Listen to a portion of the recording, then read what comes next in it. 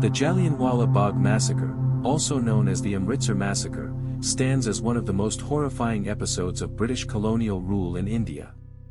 Occurring on April 13, 1919, the incident was not only a gross violation of human rights but also a pivotal event that galvanized Indian nationalist sentiments and intensified the movement for independence. In the aftermath of World War I, political unrest was on the rise in India.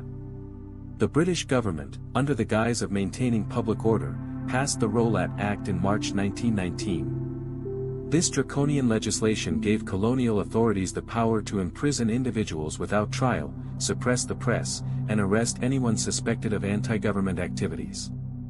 It was met with widespread protests across the country. Punjab, in particular, was tense.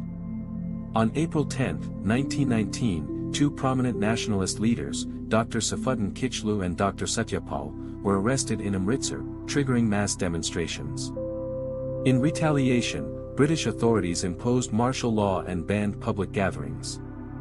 On Baisakhi, a major Punjabi festival, thousands of men, women, and children gathered at Jallianwala Bagh, a public garden enclosed by high walls with limited exit points. While some had assembled to protest the Rowlatt Act and the arrests, many were unaware of the government's restrictions and had come merely to celebrate the festival. Brigadier General Reginald Dyer, perceiving this assembly as an act of defiance, arrived at the Bagh with a contingent of soldiers. Without any warning, he ordered his troops to block the main exit and opened fire on the unarmed crowd. The troops fired for approximately 10 minutes, aiming directly at the densest part of the crowd, until they exhausted their ammunition.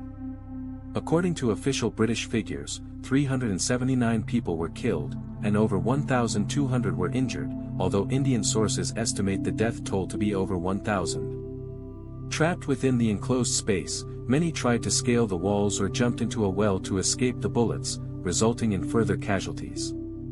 Dyer's actions were neither spontaneous nor accidental. They were a calculated show of force designed to produce a moral effect and instill fear in the local population. The massacre provoked widespread national and international condemnation. Nobel laureate Rabindranath Tagore renounced his knighthood in protest, and Mahatma Gandhi, who had initially supported cooperation with the British during the war, lost all faith in British justice and called for nationwide non-cooperation. In Britain, Dyer was relieved of duty but faced no legal consequences. A committee, known as the Hunter Commission, was set up to investigate the incident. Although it criticized Dyer's actions, it failed to hold him truly accountable.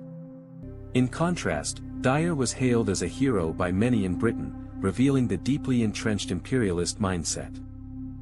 The Jallianwala Bagh Massacre had far-reaching implications. It exposed the brutality of British rule and marked a clear shift in the Indian independence movement, from moderate constitutional methods to more assertive and mass-based resistance. The tragedy became a rallying cry for freedom and left an indelible mark on the collective Indian consciousness. Today, Jallianwala Bagh is a national memorial that preserves the memory of those who lost their lives. The preserved bullet holes and the martyrs' wells serve as poignant reminders of the violence and the cost of freedom. Annual memorial services and visits by dignitaries reaffirm the significance of this tragic event in India's struggle for sovereignty.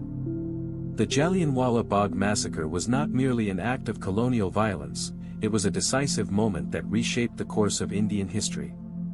It unveiled the moral bankruptcy of imperial rule and strengthened the Indian resolve for self-determination. In remembering Jallianwala Bagh, we honor not only the martyrs but also the enduring spirit of resistance and the pursuit of justice.